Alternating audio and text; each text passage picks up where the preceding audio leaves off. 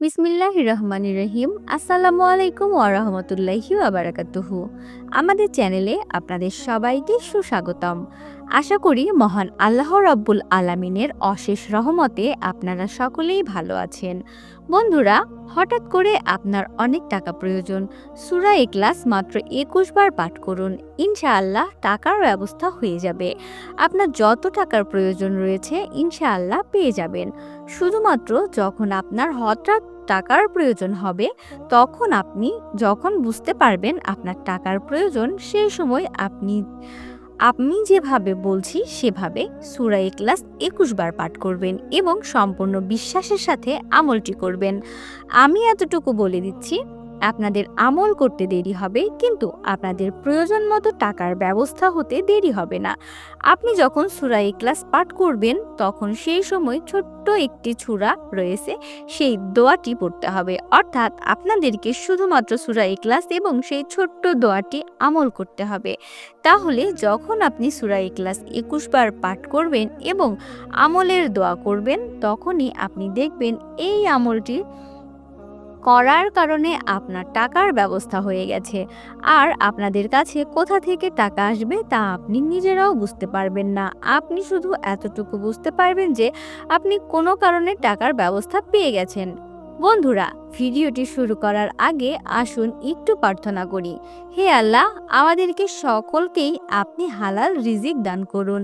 যারা হালাল রিজিক পেতে চান তারা কমেন্ট বক্সে লিখুন আমিন এবং ভিডিওটিতে একটি লাইক দিন এবং আমাদের চ্যানেলটিকে সাবস্ক্রাইব করুন। ভিডিওটির লাইক টার্গেট ১০,০০০, তাই এখনই ভিডিওটিতে একটি লাইক দিন। বিশেষ করে এই আমলটি তখনই কাজে লাগবে যখন আপনার হঠাৎ করে অনেক বেশি টাকার প্রয়োজন হবে।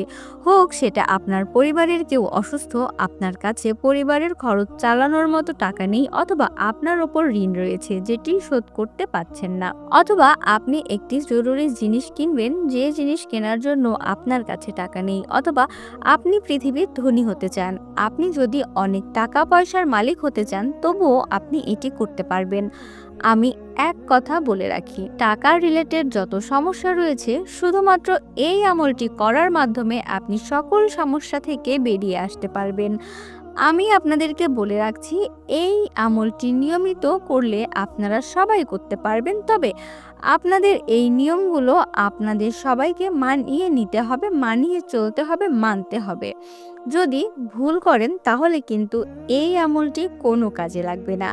যদি আপনি সূরা ইখলাস একটু ভুলভাল পড়েন, তাহলেও কিন্তু আমলটি করে কোনো লাভ হবে না।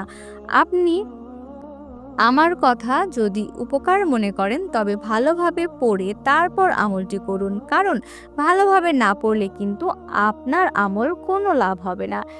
এই আমলটি যারা করবেন, আমি আপনাদেরকে বলে দিচ্ছি, ছেলে মেয়ে বৃদ্ধ যুবক সবাইকে একই নিয়মে করতে হবে।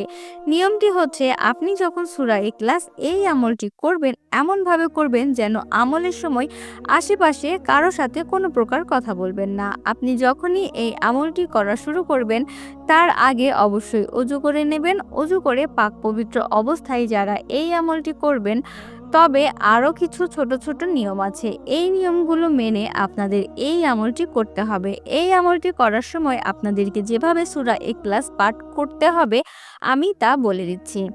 আপনি সেটা তেলাওয়াত করে আমি আপনাদেরকে এখন শোনাচ্ছি, মনোযোগ দিয়ে শুনবেন। বিসমিল্লাহির রহমানির রহিম।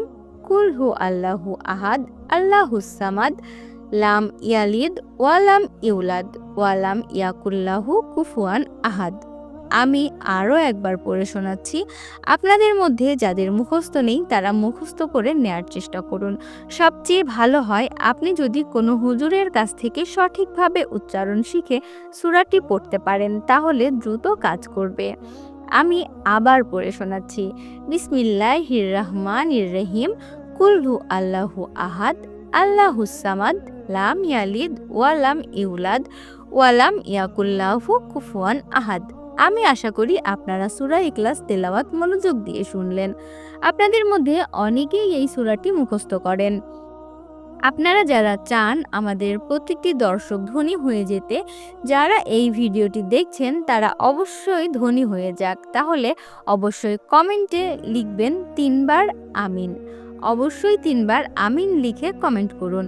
যখন আপনারা এই আমলটি করার প্রস্তুতি নেবেন, অর্থাৎ সূরা ইখলাস তেলাওয়াত করবেন, আর সে সময় কতগুলো ছোট ছোট গুরুত্বপূর্ণ নিয়ম রয়েছে, সেগুলো আপনাদেরকে মানতে হবে। নিয়মটি হচ্ছে, আপনারা যখন এমন আমলটি করবেন, অর্থাৎ এটি করার আগে অজু করবেন। অজু করার পরে একটি পরিষ্কার পবিত্র জায়গায় বসবেন।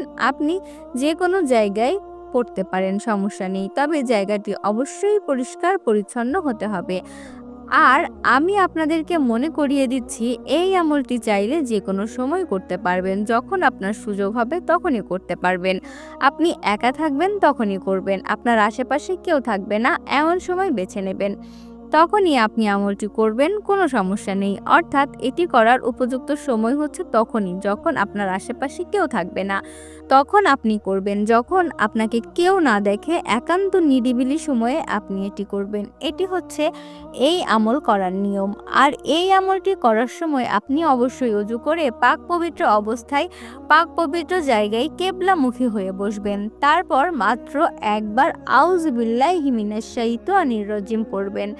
একবার আউযুবিল্লাহি মিনাশ শাইতানির রাজিম পড়ার পরে আপনাকে 555 বার সুবহানাল্লাহ পাঠ করতে হবে। মনে রাখবেন, সুবহানাল্লাহ আপনাকে 555 বার পাঠ করতে হবে। এইভাবে সুবহানাল্লাহ সুবহানাল্লাহ সুবহানাল্লাহ আপনারা যখন 555 বার সুবহানাল্লাহ পড়ে ফেলবেন, এরপরে শুধুমাত্র 21 বার পড়বেন বিসমিল্লাহির রহমানির রহিম। এরপর মাত্র 21 বার পাঠ করবেন সূরা ইখলাস। তবে মনে রাখবেন, প্রতিবার বিসমিল্লাহির রহমানির রহিমের সাথে সূরা ইখলাস পাঠ করা শুরু করবেন। আর সেই সাথে আমল করা শেষ হয়ে গেলে কয়েকবার দরুদ শরীফ পাঠ করবেন এবং সর্বশেষ মহান আল্লাহ রাব্বুল আলামিনের দরবারে 2 হাত তুলে আপনার মনের যত চাওয়া আছে সমস্ত চাওয়া তুলে ধরবেন ইনশাআল্লাহ। এরপর মহান আল্লাহ রাব্বুল আলামিন আপনাকে এমন উৎস থেকে ধন সম্পদ দান করবেন যা আপনি কখনো কল্পনাও করতে পারবেন না। তবে এটি করে আপনি যদি ধনী হতে চান, তাহলে অবশ্যই আপনাকে নিয়মিত 5 ওয়াক্ত নামাজ আদায় করতে হবে।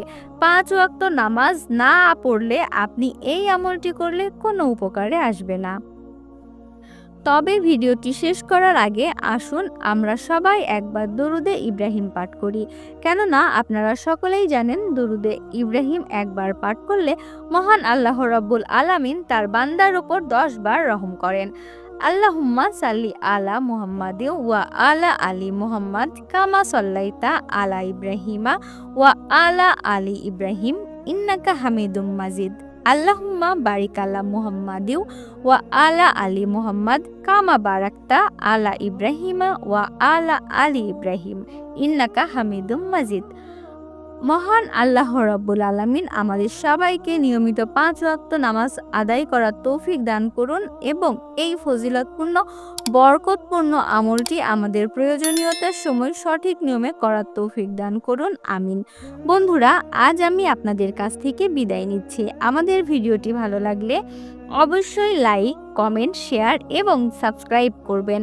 আপনাদের যদি কোনো প্রশ্ন থাকে আমাদেরকে কমেন্ট করে জানাবেন। আমি চেষ্টা করব আপনাদের সকল প্রশ্নের সঠিক উত্তর দেওয়ার জন্য।